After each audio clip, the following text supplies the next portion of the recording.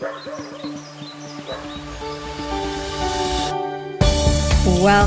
to the Dive Heart First podcast, where we clear the mind and calm the nervous system so that we can dive into the intelligence of the heart and intuition of the body. I'm your host, Jenn Walker, and today we are going to talk about what the heck hypnosis is. So I've noticed that there are a lot of misconceptions about hypnosis, and I've noticed that some people are even afraid of hypnosis. So in this episode, we are going to talk about what hypnosis is, what hypnosis isn't, and then I'm going to break it down in such a simple way so that it is so easy to understand. So, the definition of hypnosis is focused attention.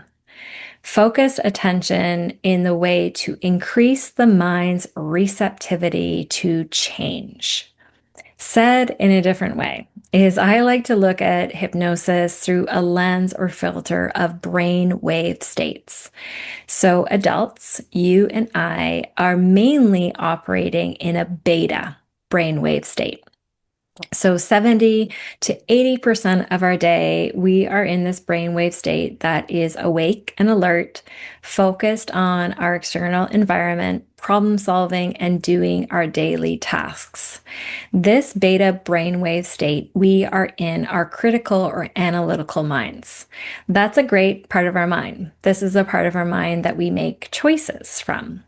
And we can choose. We can choose how we think, we can choose how we feel, we can choose how we act, and we can choose how we behave. And affecting change in this brainwave state takes time and it takes a lot of effort. So it takes choosing and putting it on repeat, repeat, repeat. So a lot of effort over a long period of time, and then change happens. Another way to affect change is to just close your eyes. And as you close your eyes, you take away one of your senses, your visual sense. Taking away the focus on your external environment brings your focus into your internal environment, bringing you into a state of relaxation and a state that you can be reflective. This is your alpha brainwave states. And in this state, it gets you below your critical filter or critical faculty into your subconscious mind, the part of the mind that drives 95% of all your thoughts, your feelings, your actions, your behaviors, your habits, and therefore your results. So when you're in this alpha brainwave state, you open up your mind. Open up your mind to be receptive to faster and easier change. And you don't even need to have your eyes closed. So that's just a simple way to get into this relaxed state, into this alpha brainwave state. But the truth is, you are in this state probably a few times a day, and definitely when you're watching TV. So when we are relaxed and watching TV, we get below this critical filter and faculty, and the subconscious mind doesn't know what's happening in our external reality and what's happening in our internal reality. So say you have just like a really peaceful life and family environment and everything else, and yet you're watching something filled with drama or maybe even violence. The subconscious mind might interpret that that's the environment that you actually live in, and will wire and fire your nervous system to be congruent with that. So just a little food for thought about when we're watching TV. Then when we get into even a further state of relaxation, we get into the theta brainwave state. And so this is a deep state of relaxation or a light sleep. This state is where, if you've ever seen a stage hypnotist take someone, it's like, it usually looks like a really quick induction. And then all of a sudden they're like balking like a chicken or doing other weird and wonderful things. This state is really cool. I'm actually learning stage and street hypnosis right now for myself, not for a professional interest, but more for a personal interest, as I'm interested to have a cool party trick for anyone that's interested and willing. But the state of hypnosis that I do is a therapeutic model of hypnosis. And this is a state where we get the person into an alpha or light theta brainwave state. In this state, the person's fully in control and conscious and aware, and even supra aware. So we've gotten below that critical filter faculty into the subconscious mind, where we can really affect change in a fast and lasting way. Um, this is really cool because we have been in these brainwave states from a very young age. So from 2 to 6, we mainly live in a theta brainwave state. And from 6 to 12, we live in this alpha brainwave state. And so these brainwave state is when we have had our belief systems installed in our subconscious mind. And those are great if they're useful and valuable to us, but sometimes they get outdated. And that's what hypnosis does. Goes into any outdated beliefs and updates them. Updates them so that you get the types of thoughts, the feelings, the actions, the behaviors, the habits in which you are interested in getting. A type of hypnosis that I studied that I really enjoyed looked at hypnosis in a different way than other even hypnotherapists sometimes look at it. So the way that I see hypnosis is actually hypnosis starts before I even get in session with a person. It starts with an intention.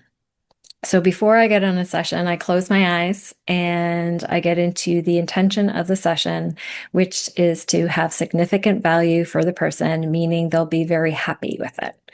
Happy with it and even satisfied with it over time, meaning they notice the shift and they keep on noticing that the shift has shifted throughout their life. So that intention is created by my conscious mind, and it drives my subconscious mind to go into all the recesses of all the tools, the techniques, all the things that I've ever learned to bring the most useful and valuable thing to the table with that intention. With the hypnosis style that I have learned, we even look at it differently in the sense that other hypnotherapists might call things like inductions, but I just call things accelerators, because the truth is the hypnosis actually started before I even got on the session. So, example of an accelerator would be anytime I take somebody into an altered state, that relaxed state, a deeper state, and also through language. And language is so powerful. So whenever I get on a call with somebody, I'm listening and I'm interested in asking a lot of questions to get to the heart of the challenge or the problem that we're interested to clear. So I ask a lot of questions and I got to make sure that I'm getting it. So in order to get whether or not I'm getting it, I mirror back with what I'm hearing and have the person correct me and go a little bit deeper, go a little bit deeper, go a little bit deeper.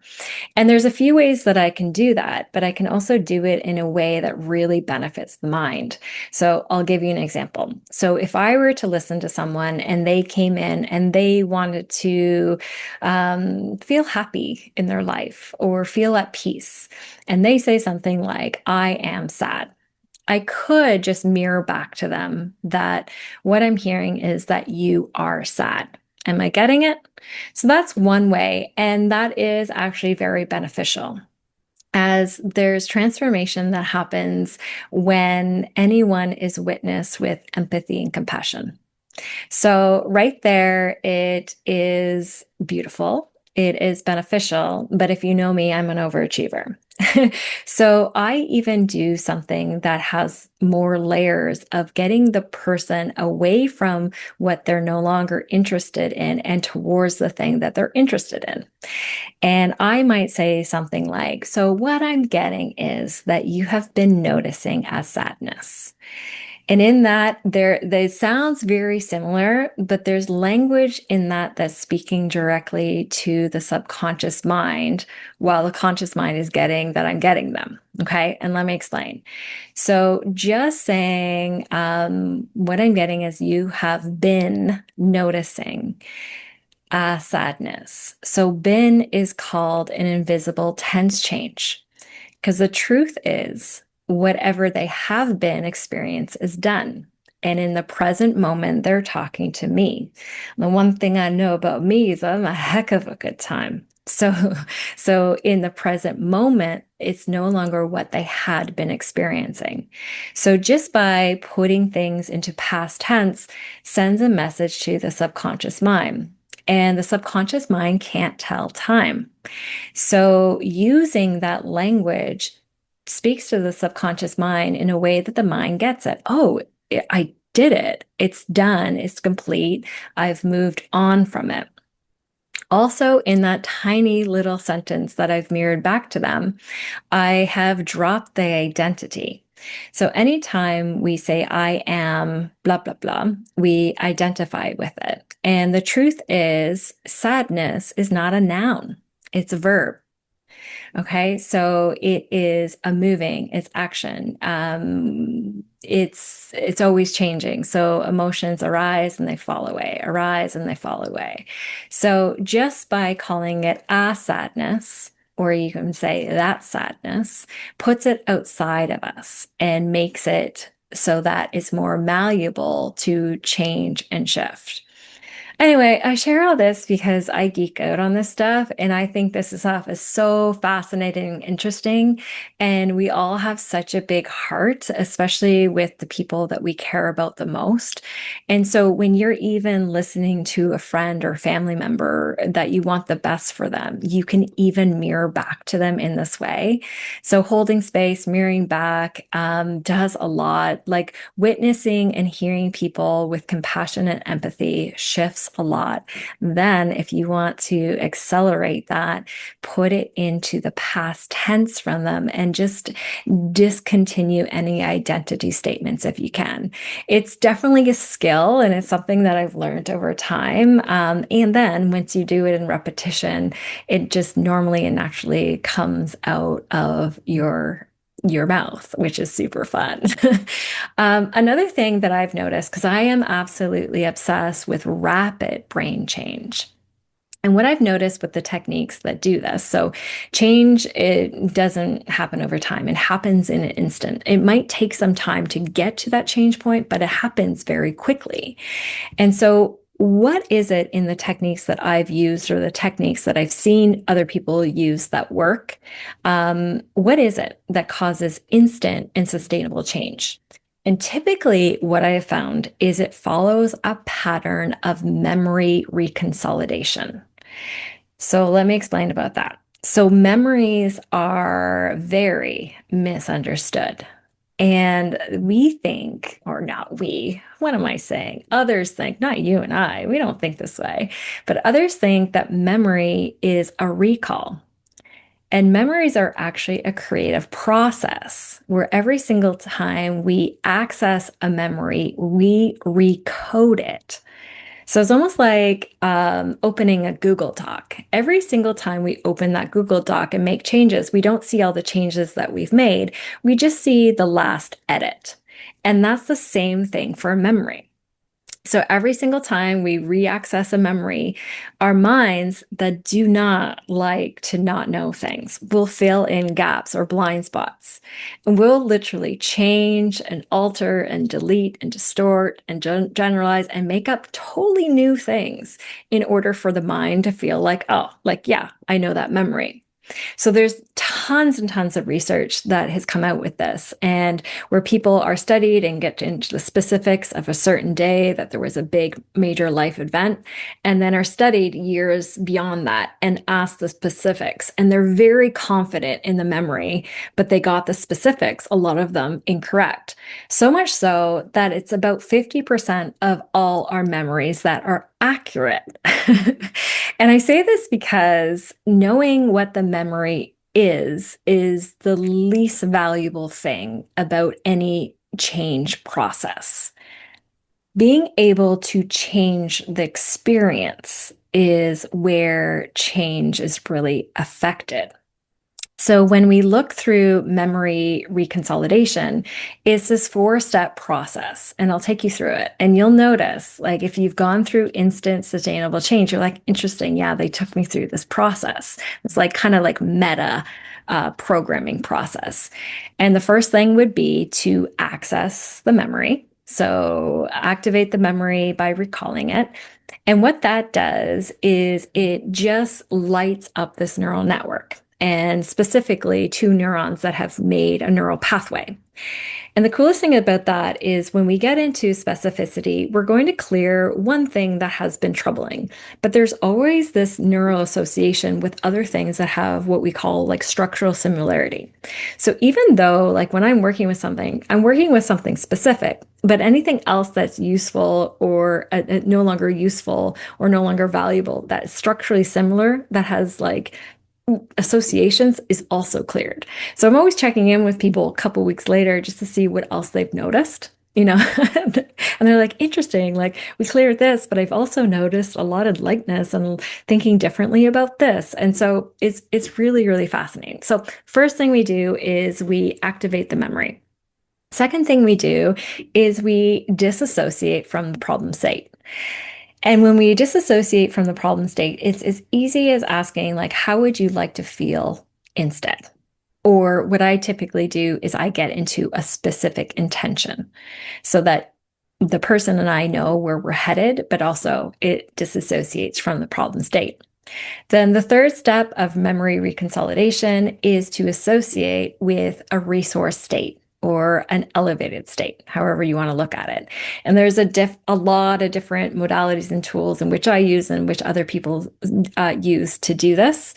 The cool thing about memory is when we access a memory in that neuron, it's malleable. It's malleable for up to 5 hours. So we can then associate it with a new experience, a new state.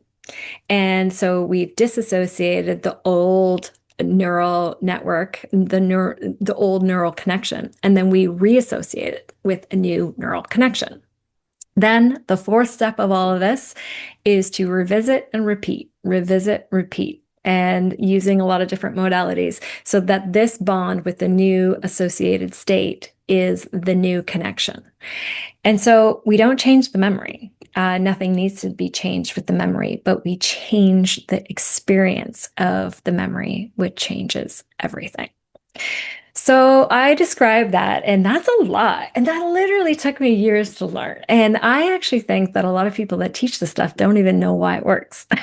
So this is me just nerding out. Like, I love to look at patterns and themes and understand things from this like meta programming way. A, I think it's cool. B, I think it gives us real power. Not just knowing things that work, but knowing how and why things work, put you in the driver's seat. So let me know. Let me know if you think that is interesting. And that is what I do in my day job. So if you're ever interested in a therapeutic hypnosis, I have 2 sessions. I have one that's called a rapid mind reset.